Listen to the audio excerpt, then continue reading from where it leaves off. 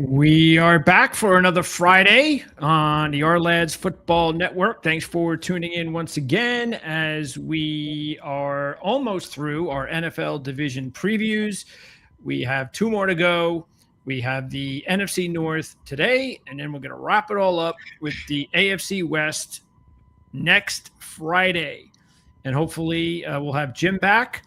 And then after that, anybody who is watching on Proline TV, we will be welcoming Mark Lawrence back to the Playbook ATS podcast, which is doubling on Fridays, at least for these 8 weeks with the Lads Football Network for these specific NFL division previews. And of course, even though we've made it and we're really looking through 8 weeks, Andy, of a long time in the spring and the summer, the fact is that 8 weeks is a long time since the last time we spoke about, I don't know who we started with, the NFC South or something, which means we're going to have a little bit of a difference of opinion when we wrap things up in August on all of our shows before the season begins. So keep that in mind. But it's always important to do these shows now, Andy, because the odds are available for a reason, and that is to try and, for our sake, take advantage of the lines that we think might move before the season begins.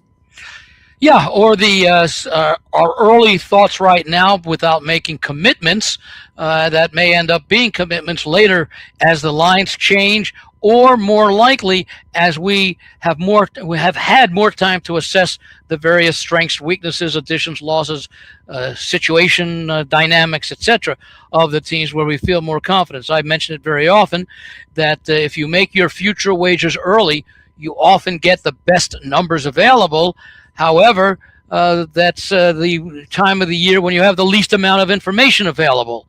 And so as time unfolds going forward, the numbers may adjust negatively to where you might have wanted to play early, but you probably have a little bit more confidence because there's been information that has caused you to have more of an opinion than you did, say, in early August than you did, say, in mid-June.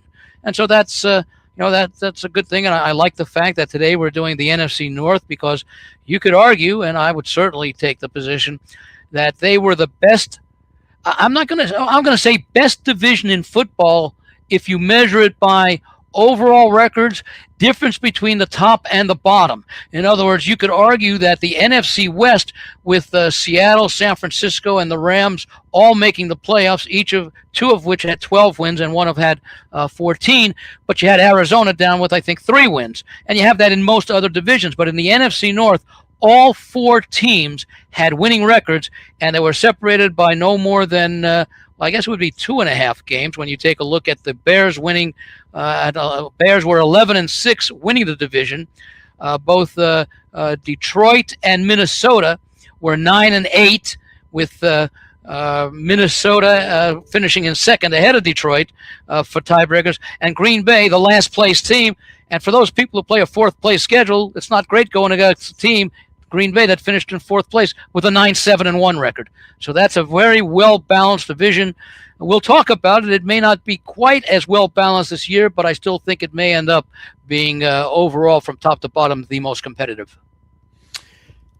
And the difference between Minnesota and Detroit and that tiebreaker you're talking about is real interesting, because when you take a look at the 3 different teams that they'll all play this season, keeping in mind the NFC North. The unique teams. Yes, the NFC North will play the NFC South and the AFC East, and then the outlier teams or the unique teams are 3 of them. But the one that is the most eye-popping change is that Detroit will go to Arizona and Minnesota will host San Francisco.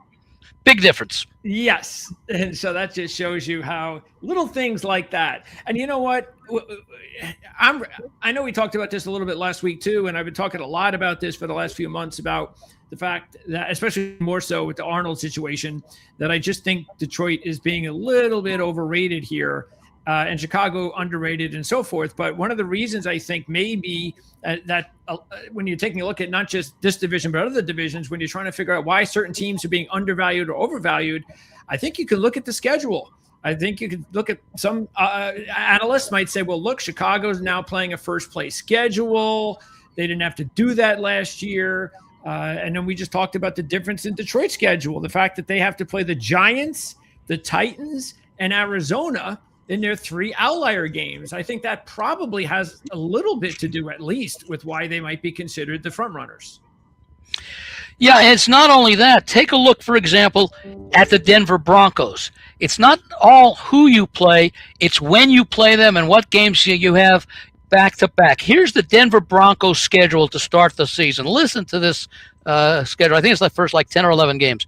At Kansas City, hosting Jacksonville, hosting the Rams, at San Francisco, at the Chargers, hosting Seattle. That's 1, 2, 3. That's 6 teams that made the playoffs last year. Although Kansas City did make the playoffs, but they're a playoff caliber team. Then they get a breather at Arizona, and then the toughness resumes. Home to Kansas City, at Carolina, a bye week, and then they finally play a little bit softer part of the schedule. So it's interesting with a team like Denver, who may struggle early because of that schedule, may present some good point spread value if they end up, let's say, in those 8 or 10 games going, say, 5-5 instead of, say, a 7-3, as you might expect the playoff contender to do. There may be some value in playing Denver over the second half of the schedule when following the bye, host Las Vegas, at Pittsburgh, host Miami, at the Jets, at Las Vegas, then a couple of tough 3 games to end, home to Buffalo, at New England, and hosting the Chargers.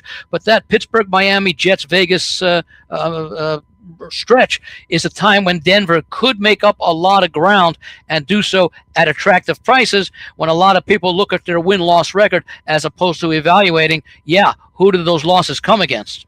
So as a professional gambler, is that, do you have like a database, or do you put together a note somewhere that says, okay, to do just that make sure to remind you with Denver that, hey, I'm going to be a little bit patient with Denver, and I'm going to wait, see what their record is at the bye, and then maybe try to take advantage of the schedule in the second half instead of, no matter how much I like them, just be patient and wait it out because that schedule is just too tough before the bye.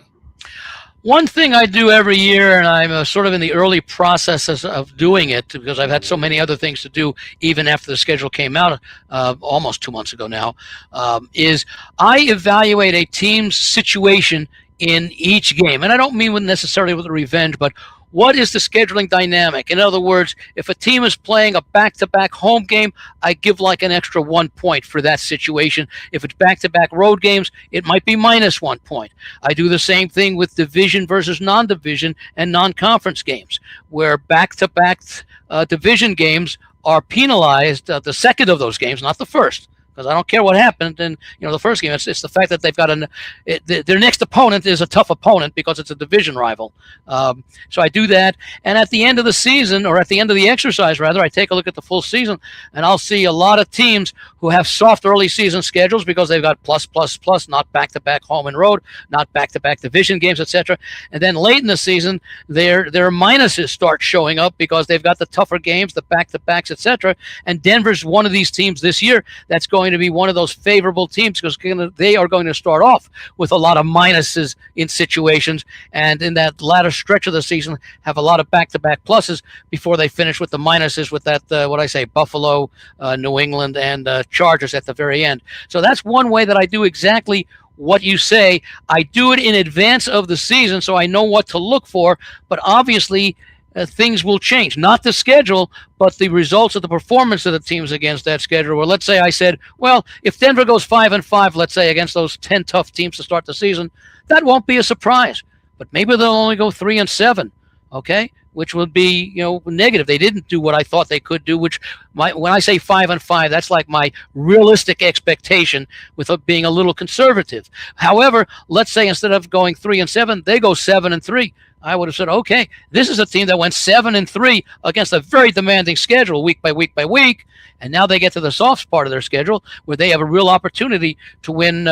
What did I say? I think it's 4 out of the 5 games in that stretch before they get to the final 3. So that's basically what you're saying is, yes, I do that because I've always mentioned, even when we went through these exercises, when we started, I think we may have started right around the time of the schedule release. But that's why when people, and it's another thing also with difficulty of schedule adds into it, not that just what the records were last year, but I do one with the projected win totals this year, but also that's why early in the after we know every team's schedule after the final game of the regular season, because you know who you're going to play and where you're going to play the game, other than international games, which may have not yet been determined. And of course, obviously, the big unknown, and that's related to what we've been talking about the last 5 minutes. What's the sequence of those games? Who did the NFL punish? I'd say Denver got punished with the way that they could have spread those 2 games against the Raiders, the games against the Jets, and the games against Arizona. Although the Jets, I think, are going to be an improved team of this group, but as far as the others go, they could have spread them out a little bit. Maybe you play Houston, Jacksonville, Denver, or Houston, Jacksonville. Let's say the Raiders.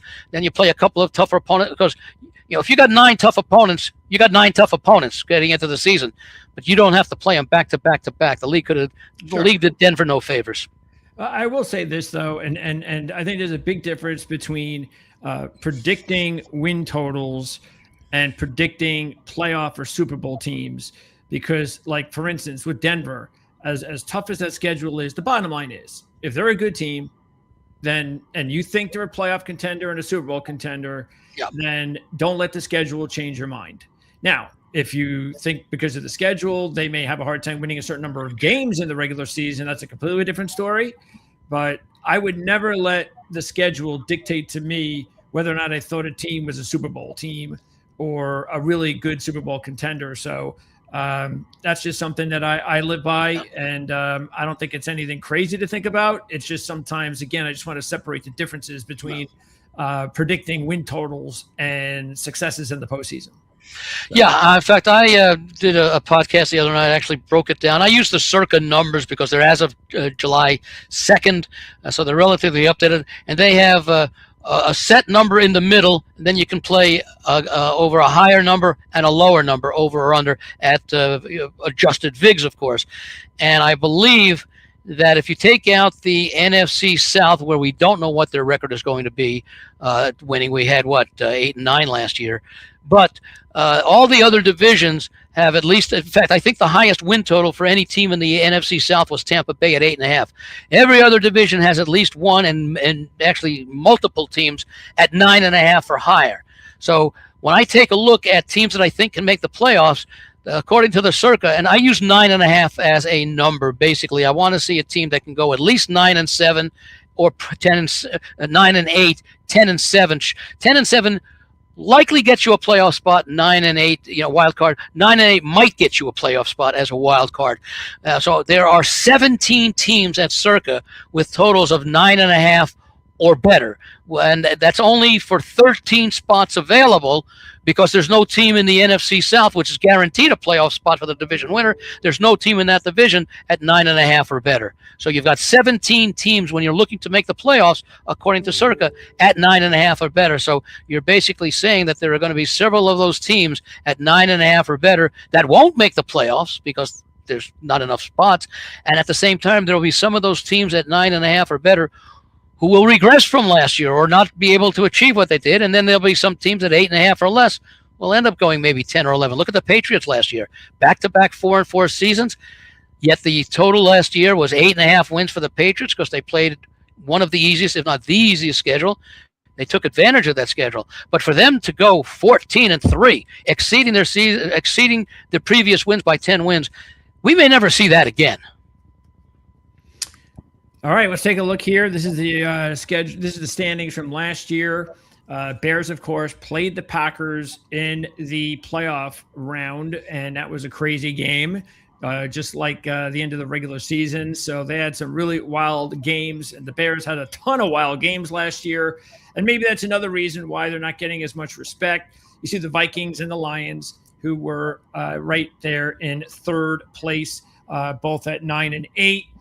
Let's go ahead and take a look once again at the win totals, just for actually division totals in the North. Detroit is the favorite. Vikings are the fourth place team at 5-10. And now we go ahead and start with the Chicago Bears and take a look at their win total. And the Bears, again, like I've been saying all along, I just think that there's a little bit of disrespect here for the defending North I think there's a lot of respect when you go back and find out what the division odds are for them compared to Detroit. I believe the win total compared to the division to win the NFC North. They're being totally disrespected. Chicago is. Yeah. I think Detroit, you showed it like maybe plus 180 or something, and the Bears are like plus 305. There shouldn't be that much of a difference between those two teams. No, I think Chicago should be favored to win the division. I think Detroit, honestly, when it all comes down to it, I'm actually leaning right now, predicting Detroit to finish in last. I just think that there's this Arnold thing on top of it, but we'll get into them in a little bit. But for Chicago, they're over 9.5. So for a team that won 11 games last year. In the first year of a coach and quarterback combination, including a first-time ever head coach. And who came over from a division rival, by the way, Detroit. And of course, sucked a life on Detroit's offensive side as well, as we saw. So now we're going to expect them to regress in the second year. I think there's a big difference between saying, well, like Jaden Daniels is going to have a remarkable rookie season. He's going to regress in his second season. It's a big difference in saying that, which we could agree to, in saying that a coach and a quarterback going into his third season is going to regress after the way that they played last year. And we talked about it a little bit last week. Oh, excuse me. By the way, one thing with this Washington, I mean, it makes sense. But remember, Daniels was injured a lot last year. We don't know what he would have done in his second year. But everybody before the season began thought he was going to regress anyway.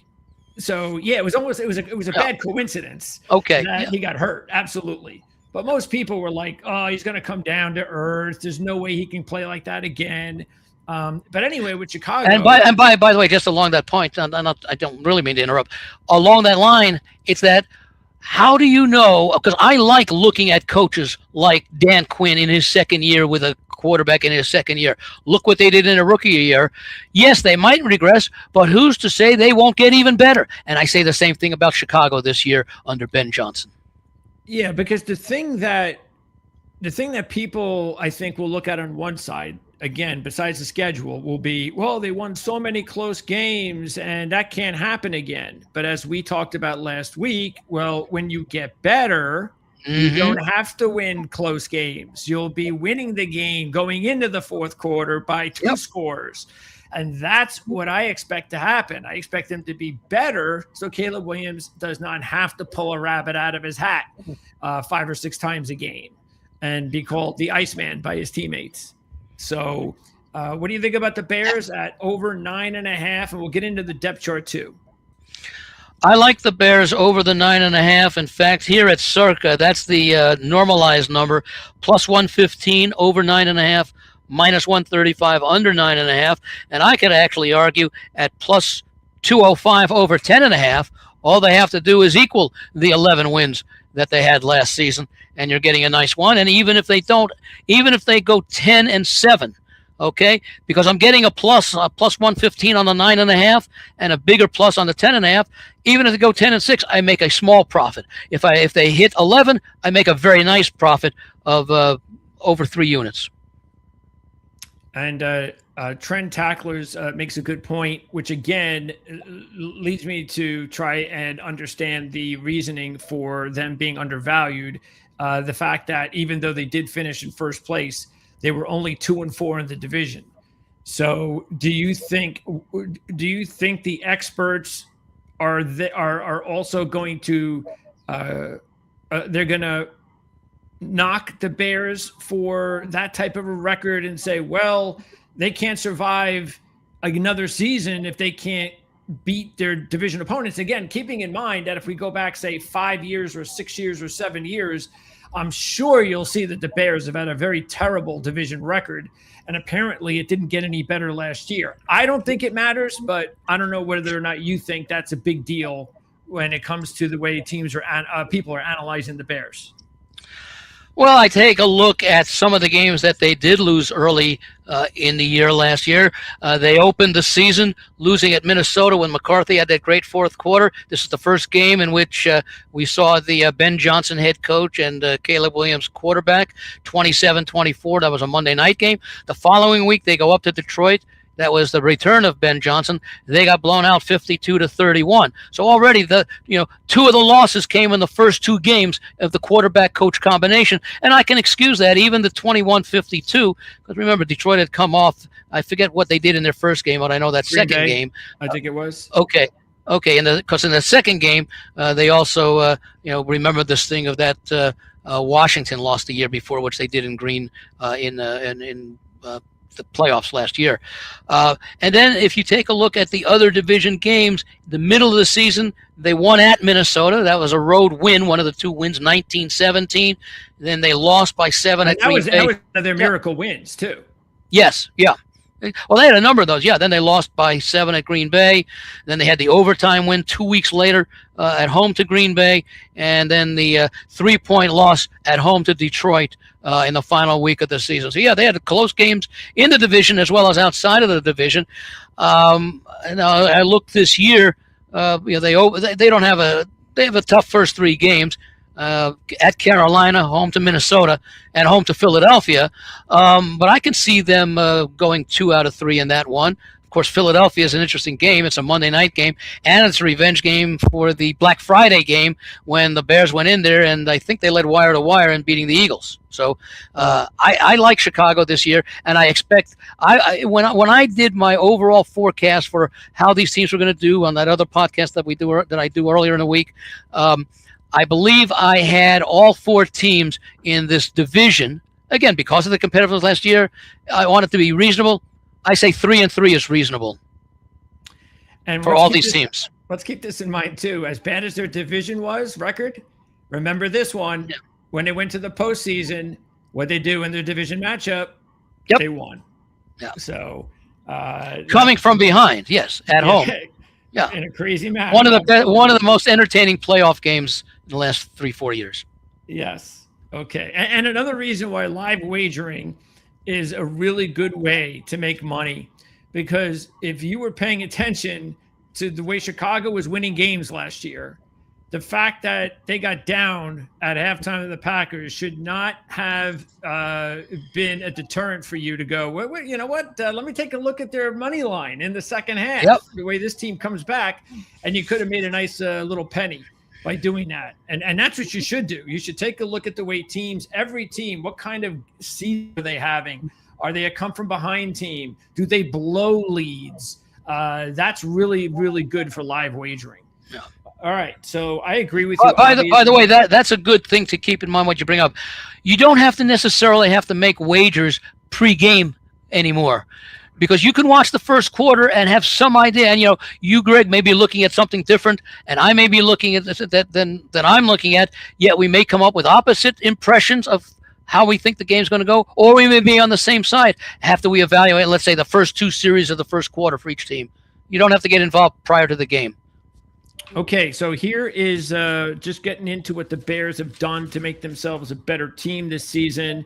And I think this is important because you take a look, first of all, offensively, and this was not the problem, which is the reason why you don't see a lot of colors here. Of course, they did have to replace their center, so they had to go out and make a trade, bring in just an average at best center. So I don't think that that's something that they're going to rest their laurels on, which is the reason why they drafted Logan Jones in the second round. So I'm not worried about that.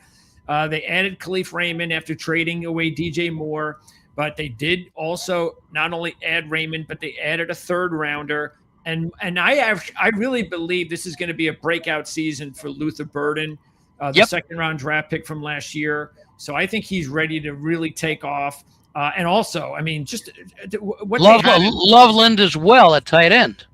I think has a great year. What Loveland did in the second half of the season was so amazing that now he's going to be able to pick off. Remember, that first half of the season, they didn't have anything about Colston Loveland. Now they get the entire season with Colston Loveland playing at an unbelievable pace. And then most importantly is the defense, though. This is where they had to improve themselves if they were going to be considered a true Super Bowl contender. And they made some, really important acquisitions. They picked up, maybe biggest of all, Devin Bush from the Cleveland Browns, who had a phenomenal season, finally broke through to look like a first rounder that the Steelers had hoped he would when they drafted him. And then they, added a bunch of other players like Kobe Bryant in free agency and Thieneman, the safety out of Oregon in round 1. So they're definitely better on paper defensively than they were last year. And then throw in the fact that there's some other younger players that are going to just develop and stay healthier, because that secondary was banged up all season. So now they got hopefully a healthy secondary, better talent with Thieneman and Bryant. Overall, they added a 4th rounder as well. And that's another reason why I think the Bears are an improved team, not just because of what they did last season on the field, but what they did in the offseason on paper. And keep in mind, Dennis Allen, a veteran defensive coordinator. I think he's spent like a quarter of his career in the NFL.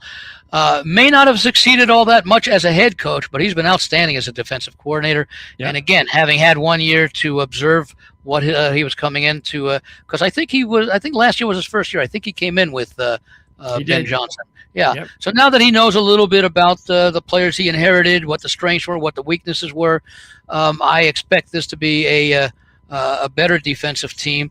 And I think as a result, in fact, let me just see last year what their defense. They allowed 24.4 points per game, which is 23rd.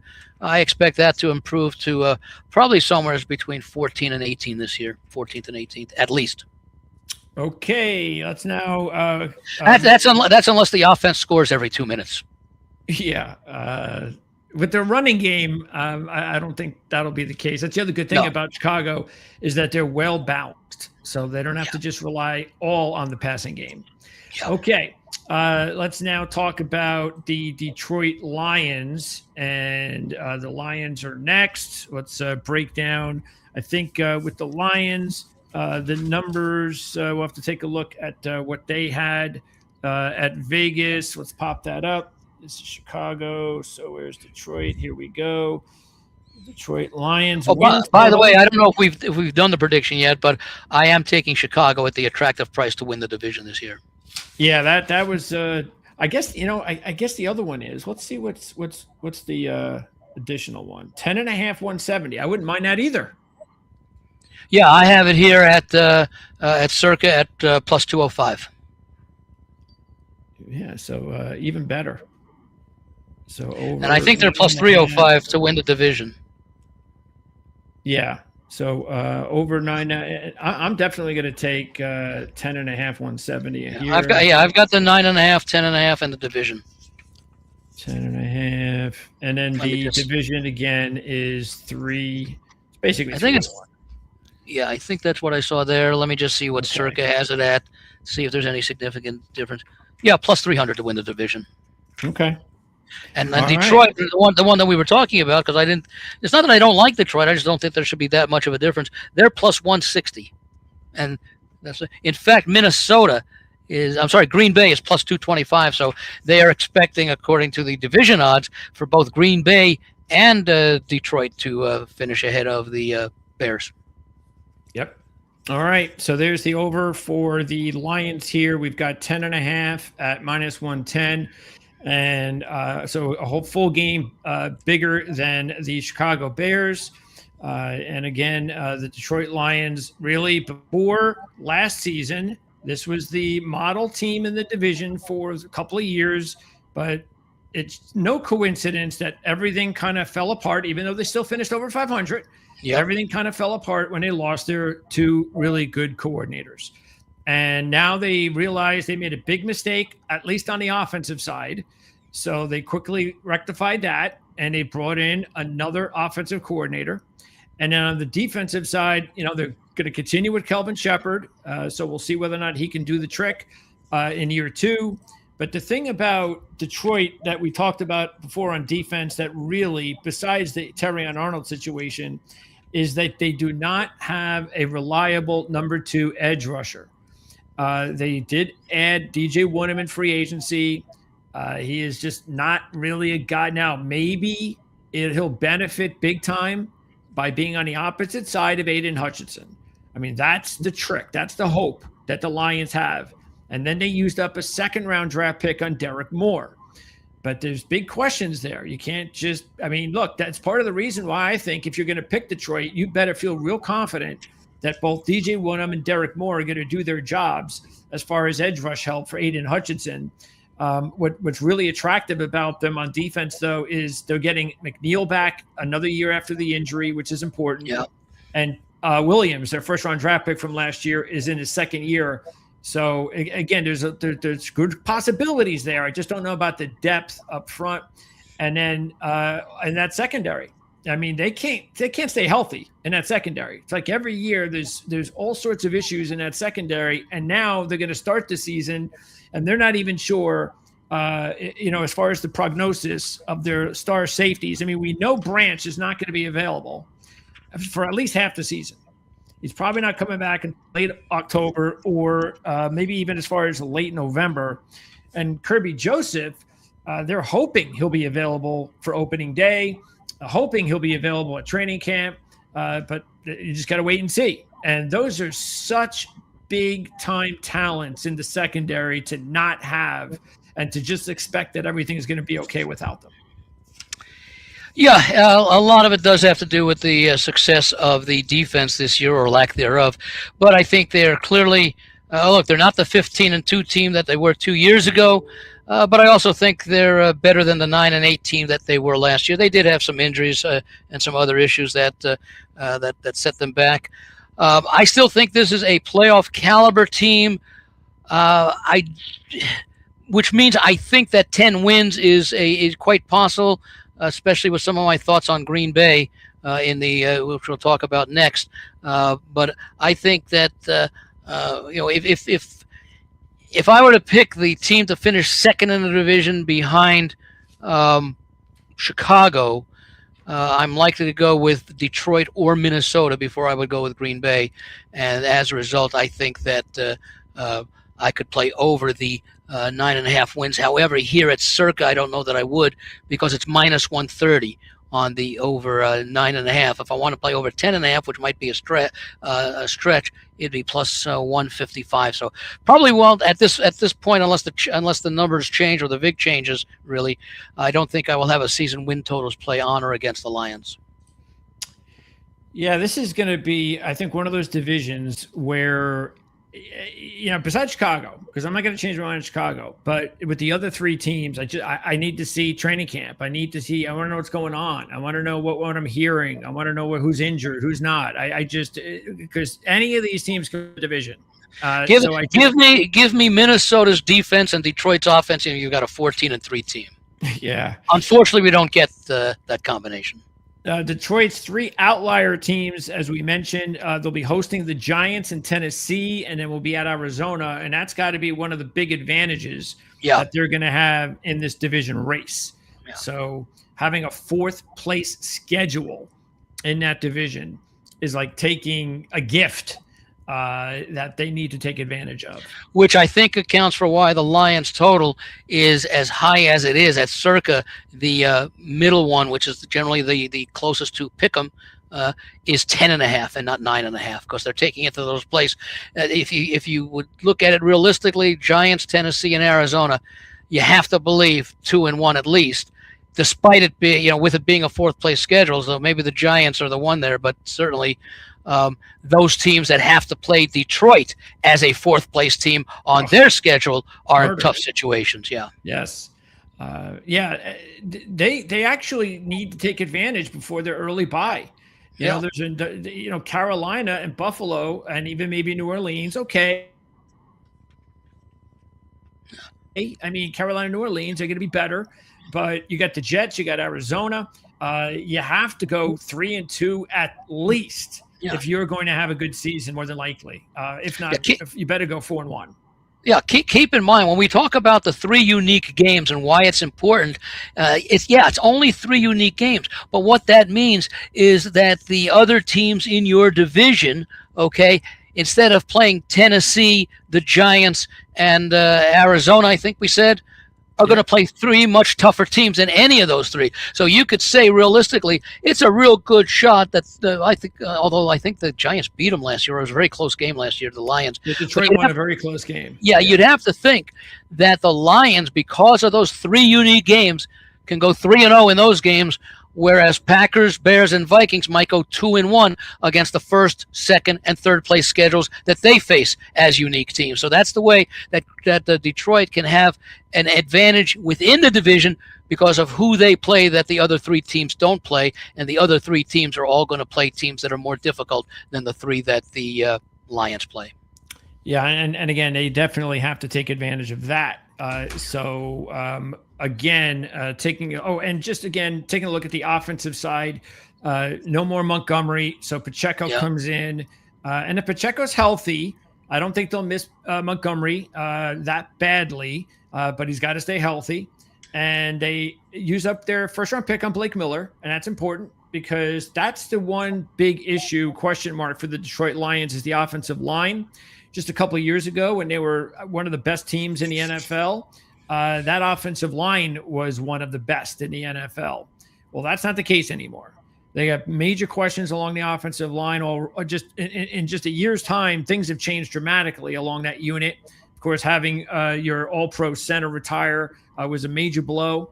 So you have to keep an eye on the Detroit Lions offensive line at training camp, at the preseason, make sure it stays healthy and all that other stuff.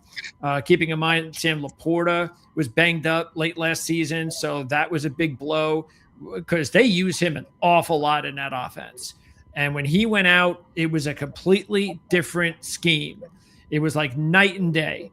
And I was a little bit surprised that they didn't add look, they added Tyler Conklin, but maybe because they didn't have the money, they couldn't add anything better than that.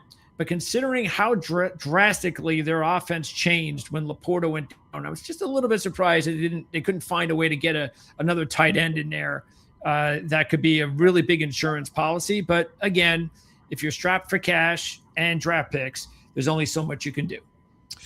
Who would you rate as the more valuable running back to a team like Detroit? Montgomery, who they don't have now, or Pacheco, who's the replacement? What's the question? Who would you feel would be better with the surrounding talents in Detroit? The one they had or the one they're getting? Oh, definitely the one they had. Yeah, that's what I Pacheco thought. is not the same player he was when he first popped into the league and they won a Super Bowl with him in the backfield. He's such a physical runner. Everybody knew that. I think this is part of the reason he was drafted in the 7th round. It's just everybody knew his playing status over time was just not going to be more than 5 or 6 years. He's just too physical a runner. He takes too much punishment, not for a very big guy. So, but, from what I hear, he is healthy right now. But you got to monitor it in camp because if he's not available, I'm not you can't be as confident as the depth players behind him. Okay, so before we switch over, again, these are the lines here. Are you taking any of them? For Detroit, I am not taking any of them right now as far as the season win totals. As I mentioned here in Vegas, the number 10.5 is minus 35. If that goes down a little bit, I might consider the over, but I'm very reluctant because actually when I did the analysis, I think I came up with Detroit 11 wins, so I could go slightly over, but I don't feel comfortable laying a big number with them, although I do like that fourth place schedule. So I'm undecided right now, but when we go over it for our final, I may have an opinion, let me put it that way, or a play. Yeah, because I like Chicago and because I don't think the Packers and the Vikings are going to be bad, I can't take Detroit winning 11 games. I just can't do it. Yeah. So I'm going to take the under 10.5 minus 112. So I'll go with that. And just like you, definitely I got to find out what's going on in camp with this team when we talk more in about. Did you talk about Arnold? Did you talk about Arnold? No, but again, talked about how that impacted the secondary. So without getting involved in the whole case right now, apparently his agent said that he's already been contacted by 4 teams. 2 of them are Super Bowl teams, and two of them are non-Super Bowl teams, best way I can say it. And I'm not surprised one of them's the Jets because of their head coach, who was the coordinator for the Lions when Arnold was drafted. When was Arnold drafted? Was it 24? 24. Yeah. So this was going to be this was a year that Detroit believed that he was going to be able to turn into a number one corner. Mm-hmm. That's what they were banking on. And when you throw him out and you bring in Rock Ya-Sin, that's just not a comparison. Now, they did draft Keith Abney in round 5, who I like. I thought it was a very good value pickup. And they also added Roger McCreary, which was a nice pickup. So and Reed is back after being banged up last year. So it's not like they don't have talent there. No. But you just have to keep in mind the difference between Arnold, Branch, and Joseph, and then no Arnold, no Branch, and no Joseph. I mean, you just can't ignore that. Yeah, about the only if there's a positive there, and it's not really a positive, is that there won't be any off-field distractions due to Arnold, which means that wherever he signs, that could be a situation. And then when I say offshore distraction, who knows? There could be legal proceedings that interrupt his or take away his availability for 2 to 3 weeks or something. We don't know. Yeah, I'm sure that's why they did it. It's a serious charge. Yeah. Okay, so that's Detroit. Now we head on down to the Green Bay Packers, taking a look at their win, their total. Their line here, win total is right around 10.5. You can go 10.5 plus 125 or over 9.5 minus 140. And again, I think the big thing with the Packers is that no team in the NFL, I think, and I haven't done the research on it, but I'm pretty positive, no team in the NFL was as inactive this offseason than the Green Bay Packers, which is not strange considering this is an organization that builds through the draft. And hey, you know what? If you're going to take some of our players, then we'll go ahead and take those compensatory picks, and that's how we rinse and repeat. And that's the Packers way. Isn't one of those guys now? Wasn't he part of the departure to the Dolphins in the front office? Yes, they did lose one of their top personnel guys, and they also lost their defensive coordinator. Yeah. So the defensive coordinator. So I'm thinking about your, the statement about, trading away, picks and whatever, as far as that goes, or building through picks, whichever. That maybe that's not the philosophy of the organization coming into this season anymore. Oh, I'm sure. Oh, it's sure it is. Yeah, I'm sure it will be. That's, I think, because of where they are as far as a small market club, they really have to. I think it's a smart way of going about doing business that they've done for as long as I can remember. Yeah. Back in the days of Mike McCarthy, and not only just Paul Holmgren. Back in those days, I mean, this was always a team that did well in the draft.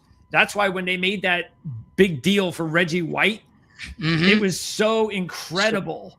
It was sort of like what just happened with the Bengals. That's if you're young enough and don't remember what happened with the Packers and with Reggie White, just imagine what just happened with the Bengals and double it. That's how crazy and surprising it was that of all teams that Reggie White went to, it was the Green Bay Packers. Yep. And they spent big money on him. And it worked. Yeah. They won a Super Bowl. So, yeah, taking a look at what. So that's encouraging for Bengal fans. Yeah, it sure is. I think we might as well give them more things to be encouraged about. But what's not encouraging is we just talked about the Terrion Arnold situation, is the Josh Jacobs arrest. So because of everything going on, there's been so many arrests of impact players and things going on in the offseason that I think Josh Jacobs has kind of been forgotten. But we don't know what's going to happen to him. There's still a possibility he could be in trouble for 4 games or whatever. So we got to keep an eye on that as well. That's huge because they can't rely on Marshawn Lloyd. He can't stay healthy. And right now their number 2 running back is Chris Brooks, who they like, but he hasn't produced long-term in the NFL. So make sure to keep an eye on that situation with Josh Jacobs, because that could be major. But they get Tucker Kraft back, That's huge. After him going down, that was a big blow to their offense. They gave Christian Watson the major deal. So the only thing with Christian Watson has always been staying healthy. Also, Matthew Golden, who did not, I think he finally caught a touchdown pass. Was it in the playoff game last year? But he's a talented kid. And I think he's going to be just fine. And he did not really have the rookie season a lot of people thought he was going to have, but I think he's going to have that type of season this season. So, and remember, Dubs is gone, so you'll get some of those snaps. Well, before you continue, because I think you're about to get there, I'm going to phrase the question this way: who would you rather a quarterback, Malik Willis or Love? Oh, definitely Jordan Love. Okay, yeah, it's not even. Yeah, I think Malik Willis, especially now that he's away from the Packers, the jury is just so out on whether or not he's for real and whether he can actually start in this. Well, he's got much less talent to work with in Miami. Oh yeah, totally. So see, that's the thing. When you look at a guy like Malik Willis, and I was saying the same thing, and I'll continue to say it about Caleb Williams. Caleb Williams was one of the luckiest players in the NFL when Ben Johnson came on board. Yep. Because without Ben Johnson, Caleb Williams is still the quarterback that we saw before Ben Johnson. Well, except I'm just gonna make one exception. The quarterback we saw before Ben Johnson may have had one of the worst coaches in the NFL in recent memory. Before Ben Johnson in Chicago? Yeah, who was it? Eberflus? Eberflus. Yes. So in other words, we don't know if he would have been as bad as he showed in that year. He would have been in the middle. Yeah. But Malik was the second most gratified player in the league, because if he was never traded from Tennessee to Green Bay, he might still be a backup quarterback on the Titans playing nothing, doing nothing. And just a year later, he's. Oh, you think the Titans would have taken Cam Ward? No plans on. Yeah. If you watched him play in Tennessee, you were like, why is this guy playing quarterback? Because remember, he was a converted running back. How many starts did he have in Tennessee? Did he have enough to really make a judgment? I don't even know if he started games there. I think he came in a few games. Was Tannehill still there, or was that way after that? That was before Tannehill. Okay. I forget who was the quarterback when he came in before Cam Ward. I forget who it was. That just shows you what we think about the Tennessee quarterback situation. But yeah. Well, I do like it with Brian Dable now in there. But absolutely. How will it translate? We don't know yet. Yeah, absolutely. All right. Although to Ward's credit, he played well the last 4 or 5 games of the season. I think Ward's going to be good. Yeah. Now I don't think Tennessee should be 8-1 to win the division, but that's another story we talked about a couple of weeks ago. I think Tennessee is going to. Well, we're going to talk about the AFC West next week, but I think Tennessee is going to be one of those teams that will be improved, but may not show up in the record. Of course, you remember all the blowouts they suffered early in the season. It's not difficult to expect improvement, but I think they are going to be a more competitive team with the head coach in Saleh and the offensive coordinator in Dable. May not show up in the results. It'll show up in performance. Okay, so again, as you can see, there are no colors on the number one starters of the depth chart for the Packers, meaning all these players were all starters last year for the Packers. Nobody comes in, even the 2D. The only major addition, you got Tyrod Taylor's now the backup, not Willis, and they drafted a 5th rounder to add to the depth of the offensive line, who, hey, if he has a really good training camp, could actually wind up competing for a starting job. But that's about it. On the defensive side, there's a little bit more activity. And let's also remember that there was no Micah Parsons in the playoffs for the Packers, and that was a major, major blow to not have one of the best defensive players on the planet for you in a big playoff game. They added a couple of players up front, as you can see, but just having Micah Parsons back, and maybe that's one of the reasons why they didn't feel they had to go out there and spend a whole lot. We're going to have Micah Parsons here all season. We didn't have him all season. And getting him for the entire offseason this year as well, as prepping for training camp and all that. Mm-hmm. Otherwise, the other parts of the Packers to keep an eye on would be the secondary. They don't really have a true number one. That's definitely something to keep an eye on. Nixon is turning into a prima donna, a player that doesn't play special teams, doesn't really handle the run very well, wants to be considered a number one, and that's just not the case. But the Packers decided to add a second-round draft pick to corner, and we'll see exactly how good this kid is in training camp, so we'll keep an eye on that. Look, there are some decent players in the secondary. Xavier McKinney is one of the has really blossomed in his time in Green Bay, no question about that. And there were some decent players there, as I said, but you don't have a number one corner. And if there are a couple of injuries, then that's going to be a big blow there because they did not really do much, like I said, except add a second rounder at corner. All right, so the Packers again sitting there. Let's go back to the number.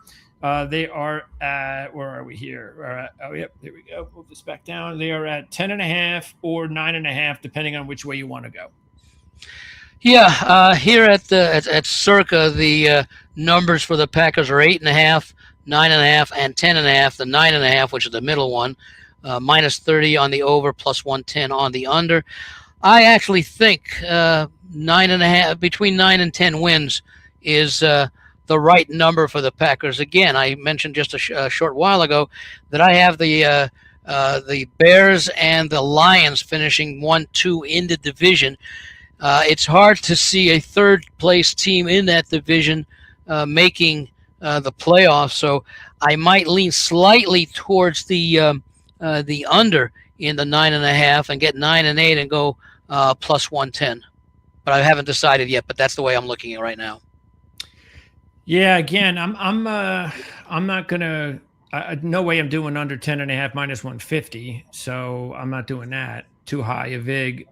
So I'm just going to wait and see. I'm going to see how things go and keep an eye on the Packers and the Lions for sure, and see what kind of August they have. Okay, so that is Green Bay. Now we go to the best, arguably the best fourth place team as far as Las Vegas is concerned. Yeah. They have a win total of 8.5, and they are a little bit over 5-1 on the division odds. Yeah. I think it's a little over 5-1. And again, this is for the Vikings. It's all really about a couple of things. It's not just about the quarterback position, and we know how big that is, but it's also about staying healthy.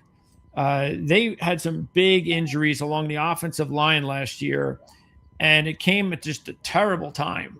They were trying to develop J.J. McCarthy, and the offensive line was just bad. Then McCarthy gets banged up. Carson Wentz has to come in with a just banged up offensive line, and it just never got underway. But just to show you that how a coach, Kevin O'Connell, is they were able to win the last 5 games of the season with J.J. McCarthy and figure it out and win games. They didn't do anything special like beat great teams, but they won games, and it just shows you that the guy can coach. Keep in mind, because what you just said means they were 4-8. Their season is over. They didn't quit. Nope. They continue to not only play hard, but that's part of the reason why they won 5 straight, including, really the only playoff team, the ultimate playoff team that they beat was Green Bay at the end of the season. Green Bay may have been resting everybody. They played Detroit, the Giants, Dallas, and Washington. But even regardless, it's an NFL team, and you're 4-8, and your season is not going the way you expect it to. That's a very positive sign, especially with the defense they have and the issues on offense. And you've got an offensive-minded coach. Yeah, there's what they did last year, and there's all those games that they had. And really, the one thing that you looked at, especially those last 3 games of the season, was the defense, allowing 26 points in 3 games. And that's why Brian Flores is probably arguably going to win the best. He's probably going to win his lawsuit. Well, he's probably because of the record he's had. He should be a head coach somewhere again. Yeah, unfortunately, because of the lawsuit, he never will be. So he is such a good defensive coordinator. And then without the GM, he really had a lot of control about the draft. And that's why they went and added players like Caleb Banks up front. They added Orange in round 3, Galladay in round 2, Thomas in round 3, and Demings in round 5. So a smart way to do it, too, because we know Kevin O'Connell can coach the offense. And now you bring in Murray. And if that defense can catch up, because they also made that trade for Jonathan Grenard going to the Eagles. They weren't going to pay him, so they were able to get some comp for him. And that's the big issue looking at the Vikings defense is they do not have a bona fide pass rusher. They don't have a number 1. So they really need Dallas Turner to step up, to be the man. And Van Ginkel's, he's a good player, but he is what he is. And there's not a lot of depth after that. So this might be one of those teams that ends up bringing in an edge rusher during camp, a free agent, one of those types of players, because they could really use one. But yeah, look, the defense will be fine. Brian Flores is too good of a coach. And now he's just added a bunch of young players to his arsenal. The biggest question is going to be Kyler Murray. And if he does win the job, which I expect he will Kyler Murray be able to have a second life? So I think he'll be fine. You mean like a Baker Mayfield or a Sam Darnold? Correct. Who, by the way, got his second life in Minnesota. Darnold. Yes, he did. And that carried over to a Super Bowl win. Yeah. And that's the thing about Murray. He's 28 years old. He'll be 29 next month. He's not even at his prime yet. No, he is in his prime basically. He's supposed to be in his prime, but he does have to prove to stay healthy. Yeah. And it's, I guess, not a surprise that he's been dealing with injuries. He's such a small little dude. Yeah. That's not nobody. I mean, everybody thought that this could be possible when he was drafted. And that's why that offensive line has got to protect him. Now, Darisaw, who is one of the better left tackles in the league, that's really the one that dictates that left side of the line. Darisaw, man, he's got to stay healthy. I applaud them for drafting that kid in the 3rd round as insurance. And they also were very smart to sign Vandermark from Buffalo as insurance. So now they have insurance tackles in case they have injury issues between Darisaw and O'Neal. And then the interior of the offensive line is still a question, though, because they're asking Blake Brandel to be a starter full-time, and who knows if he can hold up. Will Fry's not exactly the greatest start to his career at Minnesota. He's got to stay healthy. But Donovan Jackson was a first-rounder last year, and there's hope that left side of the line, if healthy, should be pretty good. So, yeah, another team, again, that we want to keep an eye on and see about that competition during camp between McCarthy and Murray. And not just the competition, but just see how good Murray looks. Yeah. And I like the receiving core that they have, tight end and the 2 key wide receivers as well. The running game is, well, again, that depends upon the development of the offensive line, because they could show some balance there, especially with Murray if he's still got some wheels after all his injuries. But I think the Minnesota offense should be improved, but it's hard not to be improved after the numbers that they put up last year. They were towards the bottom in a lot of the key statistical areas on offense, and we know the defense is really good. They allowed under 20 points per game last year, which is a field goal or so below the league average as far as points scored per game, usually between 22 and 23, per team. So I like this Minnesota team. I like them to finish ahead of Green Bay. And the numbers that I have here is I've got them over 8.5 at -130. Over 8.5 minus. Okay. We've got, they've had, I think, two double-digit win seasons, I think, in the last 3.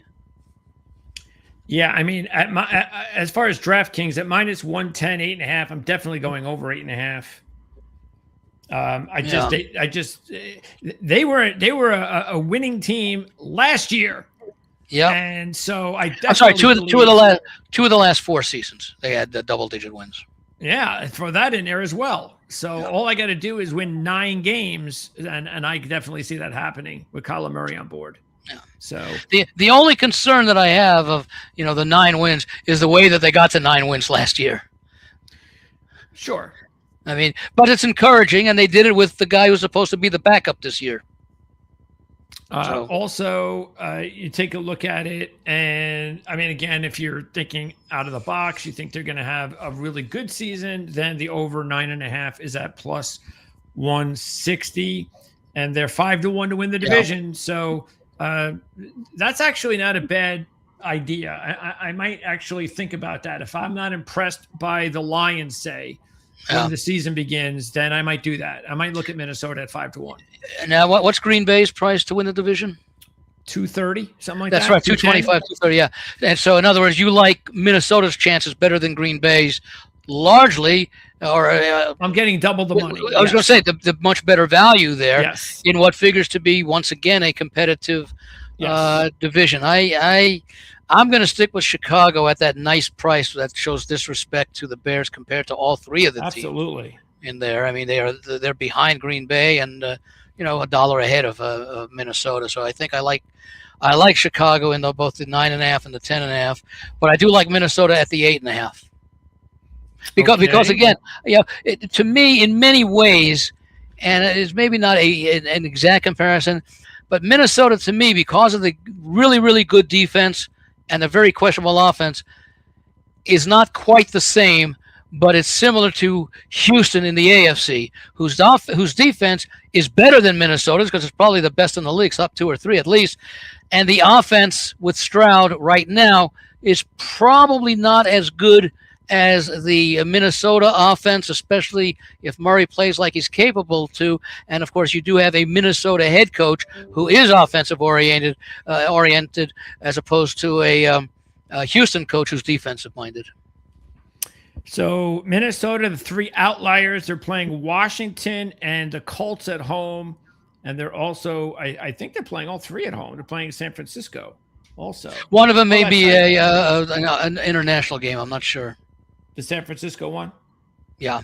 Yeah. One of them. Yeah. It's got to be the San Francisco one then. By the way, I will make an announcement for those people who may not be aware, and certainly those ones who listen to us on the ATS podcast on the ProLine. Mark Lawrence's playbook preview is out, published. It's available now, and they do a great deal. I mean, if you want like a one source of college and football point spread information, which is 95% of this book, this is the one to get. And they play Mexico. Did you get the book mailed to you yet? I got it. I have not gotten it in the mail yet, but I got it from Ken, who who Mark always sends it to, and Ken gives it out at the radio show that he does in town. And I saw Ken the other day. Okay. So that's San Francisco. We have a link in the description of this video if you want to order that magazine. Yeah. Go ahead. Yeah. No, that San Francisco game you mentioned is in Mexico on November 22nd. Okay. Yeah. And here is the Green Bay schedule. There are 3 outliers. The Cowboys are at home. They get Houston at home, and then they go at the LA Rams. So that's a tough. Wow. Game. Yep. So that's the number 2 schedule. Yeah, because they were 9-7 and they were 9-7-1, and Minnesota, Detroit were 9-8. Yeah, I mean that's a tough schedule. Yeah, you got Chicago and Green Bay playing a very tough 3, and Detroit plays an easy 3, and Minnesota plays a decent 3.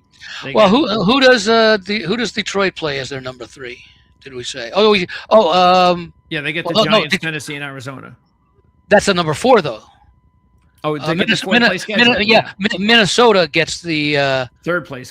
Minnesota gets the 3rd place right. schedule. Minnesota gets the behind Green Bay. And Chicago, of course, gets the Eagles, the Jags, and Seattle. Yeah, so that's tough. Again, a big reason why I think they're not getting a lot of respect with the schedule, with the lines we've talked about. Okay, so we're both going over 8.5 minus 110. And let's see, ranking. So how do you rank them right now? I've got for the division. Well, Chicago, who's the one I'm playing at the plus 300 or whatever it is for the division. Chicago, Detroit, Minnesota, Green Bay. Okay, I will go Chicago, and I'm going to go Green Bay, Minnesota, and Detroit. Okay. And but again, in a month, this is definitely a division that we need to take a look at. We have more time to gather data, take a look at the way training camp is going, look at injuries, all that kind of stuff. So, but that's the way we see it as of now. Next week, we're going to wrap up our division previews with the AFC West, and another very good division. Even the Raiders will be a lot better. Looks like they're in good shape. I like the Kubiak hiring. I think they have a pretty good GM. And I think some of the Tom Brady stuff and some of his buddies are rubbing off on the organization. I did a video that's going to be coming out soon here at Our Lads, where I don't know if did you see the interview Tom Brady did with I think it was with a group of soccer players from overseas. I saw little snippets of it. Didn't see the whole interview. So the segment that I edited out and talked about was regarding the fact that the Las Vegas Raiders had the best injury rate in the NFL last year. And you mean in avoiding injuries? In avoiding injuries, yes. And interesting that the other two teams, or three teams, were Seattle, the Rams, and the Patriots. The three teams that were in the championship game and the Super Bowl, and the best teams, basically. Yeah. And you know how it is, basically, the Raiders didn't do what they should have done, because I have said for years and years and years, you take a look at the Super Bowls and you'll probably see two teams that were on the very, very good side of avoiding injuries. Not necessarily number 1, 2, but probably below the league average. Yeah.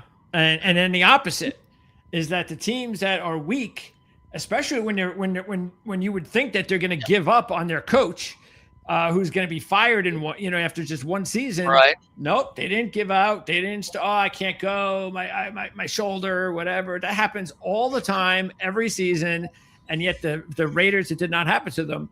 But that wasn't because that they had some great front office. It was because of Tom Brady talking about the way that he took care of his body when he was a player. Conditioning and workouts. Well, with the new age of developing the player. In other words, he found somebody who he's still with today that basically did things that the league did not agree with.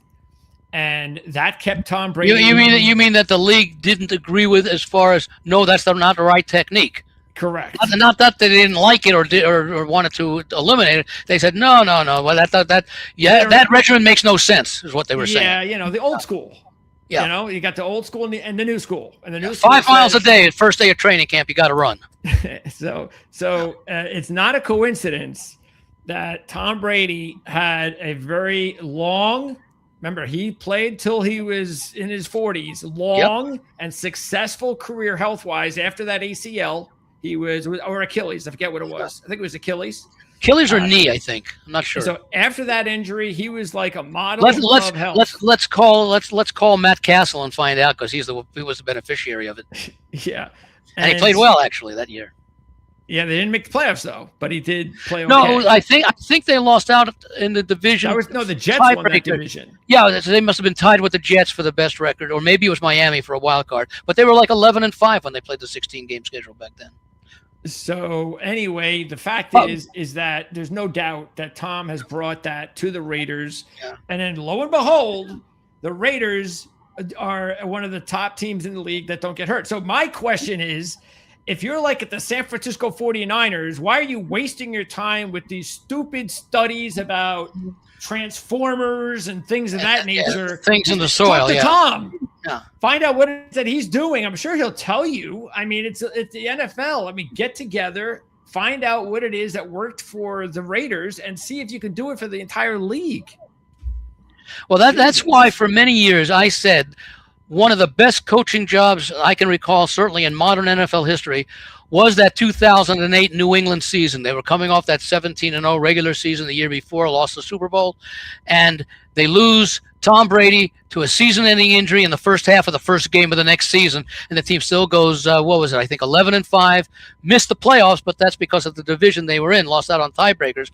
And I would say right behind that is the job that Kyle Shanahan did last year in getting the San Francisco 49ers, with injuries on both offense and defense that were key injuries for significant parts of the season, to go 12-5 in a division where one of your opponents also won 12 games and the other won 14. That was an amazing job last year. I like the 49ers a lot this year. The one caveat is, will Christian McCaffrey be able to go through a second straight season without injury? Yeah. Anyway, that year we're talking about, the Dolphins were the team that were tied with the Patriots and won the division. That was 2008. Right. That was after the 17-0 season. Right. And let's see. Did the Jets make a wild card, or was it Miami tied with New England for the division? No, it was New England and Miami. Okay. I was thinking earlier than that. I was thinking about the 2002 season when the Jets won the division, and they were tied with the Patriots and the Dolphins at 9-7. And I don't remember what happened there. But that was, let me see if there were any injuries here to Brady. No, Brady played the full season, but that was early in his career. Yeah. So I think that that was the year after they won the Super Bowl. Yeah, against the Rams. Yeah, that was the year after they won the first Super Bowl with Brady. Yes. Right. And I think 2002 they missed, and then the following year, 2 years, they beat Carolina and Philadelphia in the Super Bowl. I think there was a time when they made the Super Bowl in 3 out of those 4 years, if I remember correctly. Correct. Yep. Okay, so one more thing before I let you go, Andy, and that is, you mentioned Circa. So talk a little bit about, because there's Survivor contests all over. So give the audience a tip on the best way to research what you need to do to get ready for a Survivor contest where you can only use one team. Yeah, this is straight up, not against the spread, because you can't really do that during the season, but straight up. One thing you can do, and the Westgate has done it for years, I don't know if they're going to do it this year because of the partnership that they're in with Caesars, which is going to undergo the transition. It's still going to be the Westgate Super Contest and Superbook, but it's going to this. But the betting operation is going to be handled by Caesars. It's going to be known as the Westgate Superbook, powered by Caesars Entertainment or Caesars Sports or whatever. And they used to put out, usually in mid to late July, maybe sometimes early August, schedules for all 18 weeks with sides and totals that you can actually bet, not just guidelines. You can actually bet a game. Like if you want to bet a Thanksgiving triple header, you could. I don't know if they allowed parlays on these early season games. Maybe they did for small minutes, but limits. But you could bet basically games throughout the season. Back in August, let's say. I don't know if they're going to do that this year, and if somebody else is going to take it up. But I did go online, and I saw that DraftKings has put out the schedule, actually sides and totals again, for all 18 weeks. So if people want to, they can go to that site, or otherwise basically look at the schedule. You can do it. In fact, that's one of the things that the Mark Lawrence playbook has, and I'm going to see if I can hold up a picture of it, because what they do is they have a grid for the entire season with the opponent's record last year, and you can go through each week or each team week by week, or print out the DraftKings one or some other one, actually, because they do it the same way, for each team. Week by week, or for each week rather, because really what you want to do is you want to handicap what you think you're going to do or what you want to consider, let's say in week 1, week 2, week 3. The Westgate sheets let you do that because they were based upon each week rather than each team and showing all 17 games, although it could be done there as well. It's not as easy. But nonetheless, what you want to do is keep in mind, Greg mentioned the important thing. You can only, these are straight up, you can only use a team once. Okay, now I'm going to use the Circa contest, which is a little bit different, but the concept is the same. The Circa contest, which is now in its 7th year, that's a $1,000 entry fee. They have a little unique twist, because in the 6 preceding seasons, they've never failed to go the full week and have somebody perfect through the end of the season. So they added twist a couple of years ago to break up Thanksgiving week and Christmas week into 2 separate contest weeks. So you had Thanksgiving week A, Thanksgiving week B, Christmas week A, Christmas week B. So the contest, if it goes the distance in the circa this year, as it's done in every year, and by the way, they have a $20 million guarantee this year for what they're going to get, and they've exceeded that guarantee the last several years. In any event, if it goes the full 20 weeks this year, whether it produces one winner at the end or a tie as it has in the previous 6 years, you will end up using 20 teams, which means that there are 12 teams that you won't be using. Okay? So, and let's say a regular, without those gimmicks or twists, the contest will go 18 weeks, meaning there'll be 18 teams you will use once only, and 14 teams that you won't use at all. So there are 2 ways that you want to do it. Number one, you want to take a look at each team's schedule or each week's schedule and say, okay, based upon what we know right now before the season starts, and maybe you'll do it now, or you could do it as and this I think is an exercise a lot of people will do in that 4th week of preseason where there are no more games. Okay, you take a look because you'll have more information than injuries, etc., teams that are showing development or whatever you can take out of the preseason, depending upon your point of view. You may want to take a look at, okay, in week 1, I'm going to play the LA Chargers because they're big double-digit home favorites against the Arizona Cardinals. I may play the Dallas Cowboys against the New York Giants, although that's going to be a very competitive game. But that's where those lines come in, whether it be Westgate last year or even DraftKings this year. They can give you an idea of right now what those lines are projected to be. So you might want to come out with between 3 and 5 teams that you may want to play on in a given week based upon what we know now, and that will be revised as each week lops off the schedule. And in addition, you may want to take a look at the 2 to 4 teams you may want to play against each week. And you may find situations over the course of the season that, let's say there's going to be a game between Cleveland and Tennessee. And you may say, okay, I probably wouldn't use Cleveland or Tennessee at all, but I might in this game because I think it's at home, and Tennessee I expect to be a much better team defensively. You don't have Myles Garrett anymore on Cleveland, so I'm going to use a team that I normally wouldn't count as one of my 20 because this is a situation where I think Tennessee is playing well enough that they should be able to get the home win. That's just an example if that is indeed on the schedule. So the 2 strategies I'm saying is at the beginning of the season, take a look at each team's schedule and each week's schedule to find out the teams that you think you would want to play. Now, obviously, with a team like the Rams, I could make a case for playing them in 14 of the 17 weeks. You don't want to take that many times. You want to isolate them where they're going to play. Now, some people will say, I want to play the very good teams against the very worst teams. But then as that goes on during the season, each week, you're going to have fewer and fewer very, very good teams left remaining, and it becomes a challenge. So, for example, in the Circa contest with those Thanksgiving and Christmas weeks, you want to make sure you have enough good teams available who play on Thanksgiving and or on Christmas. Because if you use teams and all of a sudden Thanksgiving comes around and now you've got the Wednesday, Thursday, and Friday games, so I think it's a total of 5 games, 1, 3, and 1. So it's unlikely to happen, but there are 10 teams that are going to be playing in that part A of the weekend.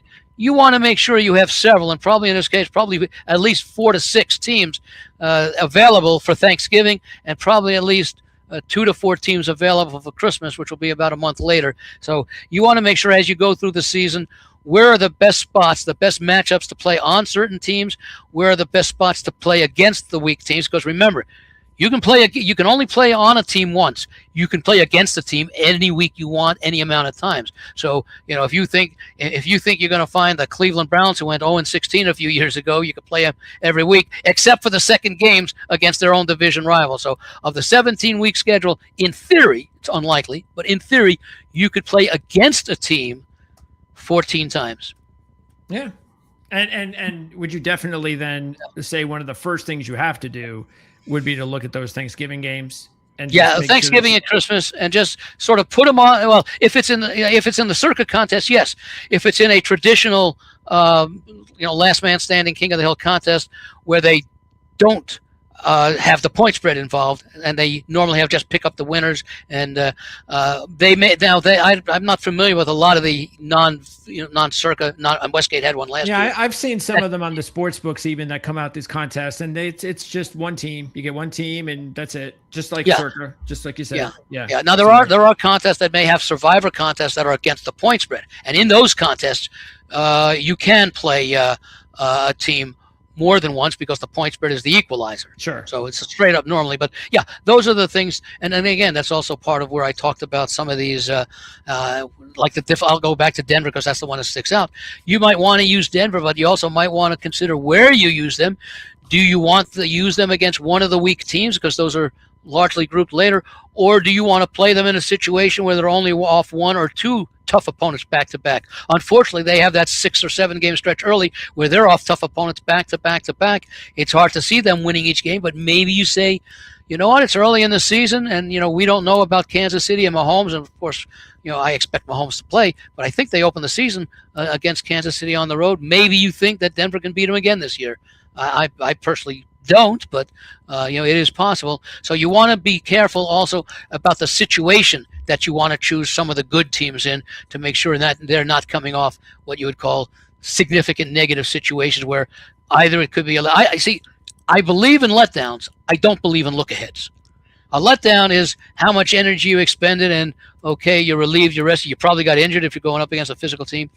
Look-aheads, in look-aheads, it may be to a greater extent in colleges, but these guys are professionals, and even college coaches preach, don't worry about next week. Let's get through this week. College coaches can preach all they want, but they're kids. Yeah. They're going to think kids know about it. Yeah. But in the pros, they're professionals. Yeah. But you know who looks ahead every week? The sports writers and commentators and the fans. Yep. That's why you hear so much talk on these, Sports Center and other. Well, they've got the Bears coming up next week, so they may hold something back. They're not going to hold something back if they needed to win this week. All right. So again, next week we are going to wrap it all up with the AFC West, and then after that, Mark Lawrence is expected to come back on the ProLine side of things here. If you're watching on ProLine for the Playbook ATS podcast, who knows what Mark has in store? I'm sure it'd be a good idea to maybe get some college football. I can tell you what he did on Ken's show the other day. He already got into his conference preview. Started with the American Athletic Conference, and there you go. You might want to ask him about it because he got some surprise teams winning that conference this year.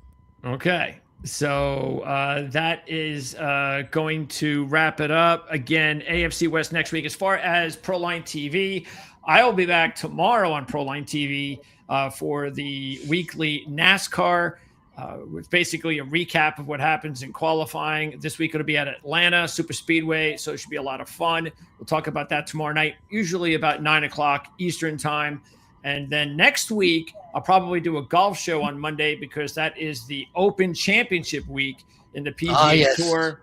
So I always pop on to do that on ProLine TV. And then Jim Feist will be back in the next couple of weeks for the Jim Feist show. We don't know exactly when. We're hoping it'll be in the next couple of weeks. We'll give everybody an update next week right here on the show. And as far as the RLS Football Network, I'll see everybody on Monday when I will be interviewing Scott Proctor from the DNVR, and that is out in Colorado. He covers the Colorado Buffaloes. So we're going to get some Big 12 coverage there with Scott Proctor. I'll also be talking to Dan Hope from 11warriors.com on Thursday of next week about the Ohio State Buckeyes. And then in the NFL on Tuesday night, I'll speak with Alex Insdorf from Bolt Beat. That's a fan-sided coverage site for the LA Chargers. That'll be on Tuesday night right here on the Our-Lads Football Network. So, Andy, have a great weekend. Thanks for doing this, as usual. You as well, and good luck to all of our listeners and viewers, whatever your endeavors are over the weekend. Even if it includes just swimming in a pool. Yeah, make sure you. Well, that shouldn't be good luck. I mean, that goes without saying. You never know. Well, we say enjoy swimming in the pool. Yeah. So that you'll get out safely. All right, that's it. We'll see everybody again next week. Thanks.